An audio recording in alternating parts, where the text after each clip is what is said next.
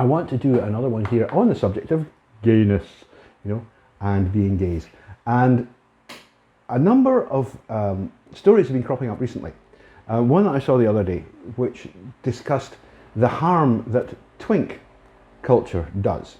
Now, a twink is basically a young, feminine-looking gay boy. Notionally under legal age, but that's maybe not always the case. Let's put it that way. Legal age is pretty young. In the UK, it's 16, you know, and a lot of the homosexual boys of that age would be categorised as twink. The word itself comes from the United States. A Twinkie is apparently a kind of chocolate bar, and it's sweet on the outside and filled with cream in the middle.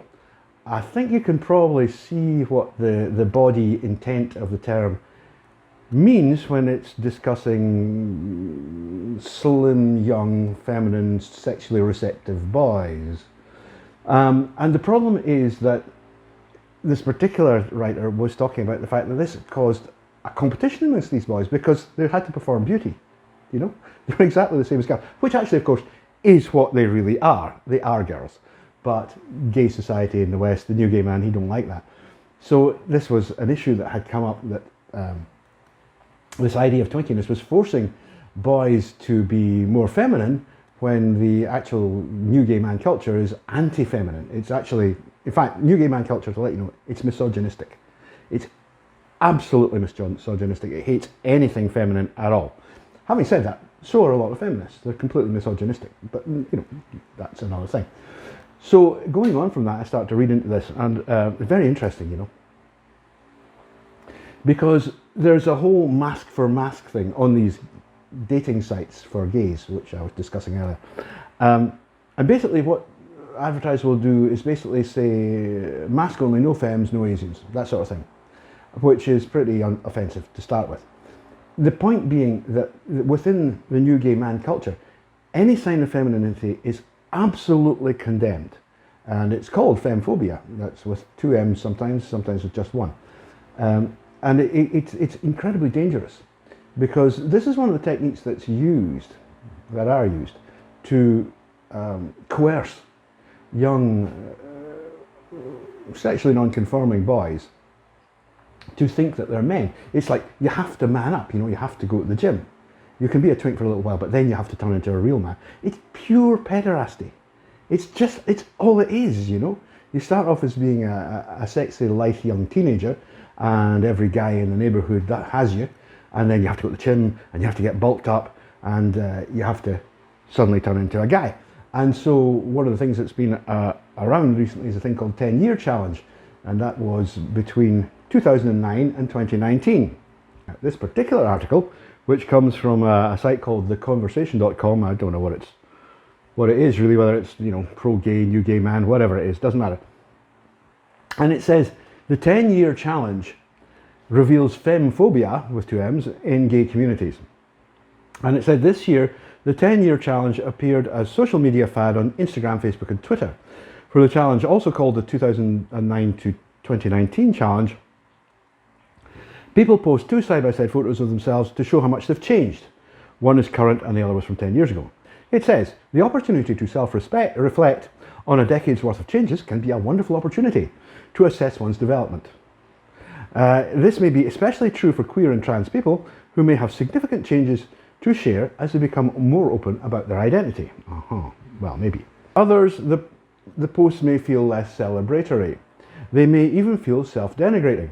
Many gay men describe their 2009 picture as gross, quote, unattractive, grotesque, in ways that link these qualities to femininity, right? These attitudes are consistent with societal messages that men should not express femininity.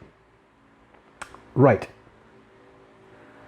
The writer here goes on to say, as we scroll through these posts, especially by gay men, we believe many sentiments expressed reveal a deep femmephobia within LGBTQ plus spaghetti communities. They also echo widespread issues of body dysmorphia, the obsessive feeling that your body is flawed, and include fat shaming or inadvertently praise disordered eating.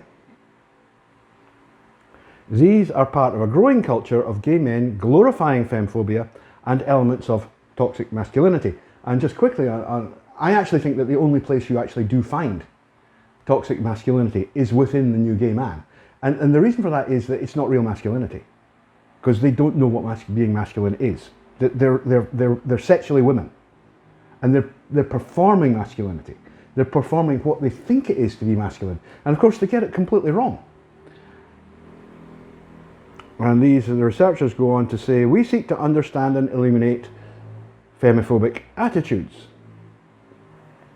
Research suggests that this phenomenon is linked to gay men's tendency to openly discriminate against other gay men who express a gender outside of traditional masculinity. Gay men's skinny and thin bodies are viewed with disgust by other men seeking more masculine presenting pasture. And it's got a bunch of pictures here of fairly normal looking, slim, pretty young boys who have turned themselves into muscle-bound monsters, basically. Hideous men. You know, they become complete gym flies. And it's gross. It's absolutely gross. I mean, I'm not saying that it's gross to be homosexual. Obviously it's not. But what these people do to their bodies, yeah, that's pretty unpleasant. And then again, no Asians. They don't want Asians because, and it says, Asian men have historically been stereotyped as passive, submissive, and failing expectations for masculinity, with gay Asian men experiencing high amounts of femmephobia and gender-based stereotyping within gay men's communities. Twinks are highly valorised by certain segments of the gay community, and yes, they certainly are, for their youthfulness and their willingness to lie on their fronts and munch pillows.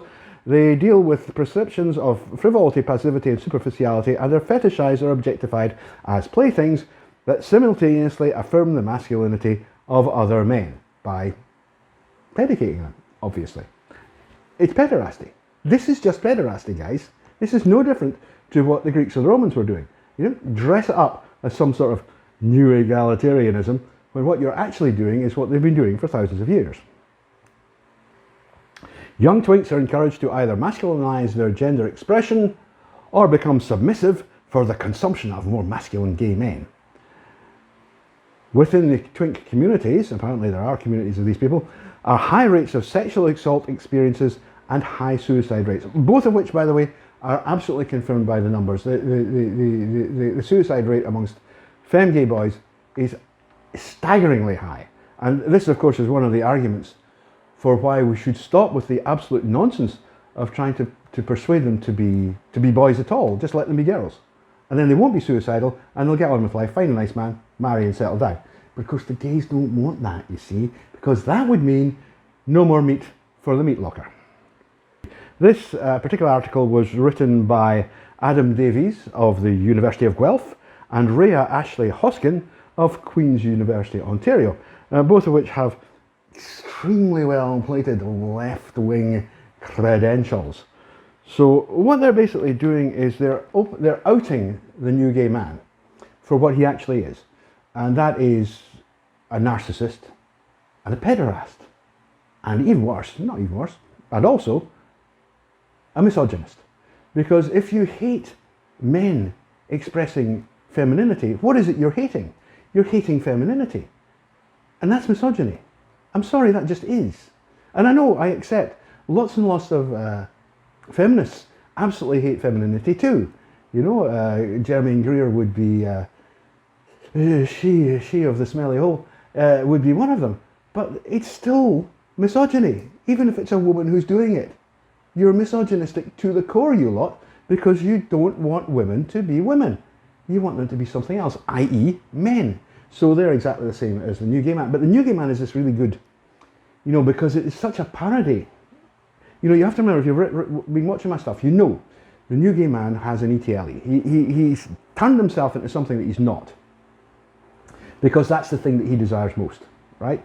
So he's created this new masculine personality. In fact, some people will say he performs masculinity. He performs masculinity because that's expected within the community.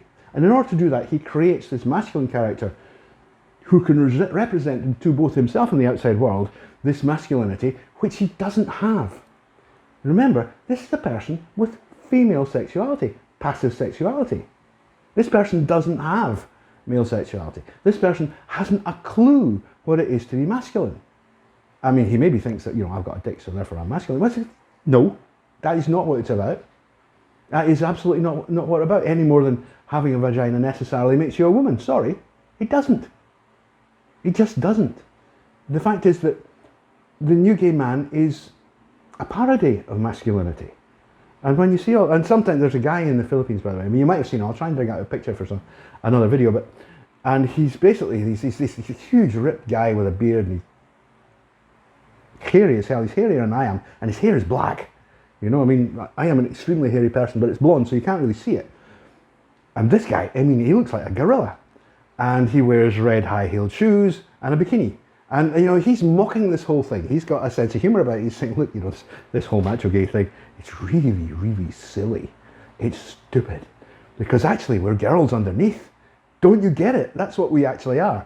And of course, that's funny. Going, look, get over yourselves. You know, you're not masculine. You're really not. And stop pretending. And the trouble is that the pretense of masculinity, which is central to the new gay man character, is extremely dangerous and harming for all the feminine ones. Because within that cult, you have to abandon all trace of femininity. And if you're naturally feminine, that means you have to be someone that you are not. And that is why the new gay man, across all of his representations in the West, is totally and completely schizophrenic. They're schizoid. Because they are not allowed to be who they are, not by the broader society, but by their own culture. If you go back to prior to 1968, which they always talk about gay liberation, absolute shite, you know. Prior to 1968, gay males were catamites. They were feminine. Everybody knew who they were. They were highly feminine. I mean, I can remember, because I lived nearby, walking through a place called Blythswood Square in Glasgow in the early 1970s, and there would be gay guys in drag everywhere, basically. And they weren't much older than I was, very young. And I think some of these are actually not that bad, you know. But it wasn't like, they weren't pretending to be guys. They were wearing frocks. They were just being girls, you know, and they were being hooked up with straight men. Straight men would use their services. And you found the same thing, you know, this is Scotland, by the way, it's pretty conservative sort of place. Edinburgh, the grass market in Edinburgh, at the same time I used to visit Edinburgh a lot, you'd find the same thing. The place was absolutely full of boys in drag, basically. And it's like, you know, you've no idea how naive and innocent I was when I was 19. I was like, wow, what is that, you know? And most of the time I was, oh, that's a girl, you know? And then somebody would say, that's not a girl. That is not a girl. That's a, no, that doesn't need it. And I'd go, you know, that is like gobstoppers, really? That's not bad, you know? Maybe it explains a lot, I don't know. But the point here is that this gay culture was completely accepted. I mean, they even had their own language called Polari, right? Which identified you as a member of this feminine gay society. And the new gay man completely destroyed all that. And they called it liberation. It's just an absolute joke. I mean, if you look back even to 20 years to in the UK to performers like Julian Clary, they didn't even hesitate. They absolutely in no way tried to diminish their seriously feminine natures. That's all gone. Because the new gay man is so misogynistic. He can't stand any expression of femininity. Not at all. So there you are. It's very interesting to see these come up, because I'm going to do another little video in a minute, maybe tomorrow now, but just to talk about how these people are damaging, continue to damage HSTS, genuine transsexuals, those who are sexually inverted.